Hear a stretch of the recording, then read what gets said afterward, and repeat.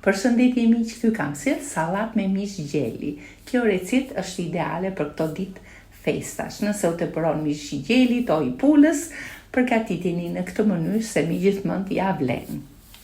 Lëngun e gjelit që zjeva nuk e edhim te, përgatisim një supë si për të sëmurë me që jemi akoma me grip. Në një tenxhere 2 litra ujë, mishin e gjelit, 500 gram, krip, 2 dega selino, 1 karrot dhe 1 kokorqep. E zejmë për 1 orë me flak të ngadalët. E heqim, e presim, e coptojmë o me thik o me duar, sipas dëshirës, e hedhim në një tas, një pjesë të vogël e lejmë për supën, selino aq sa duhet, për sasin shikoni vetë, unë këtu e ka përgatitur me sy, radikjo të kuq, lëngun e një limoni, e shkojmë lëngun e limonit, vaj ulliri, krip,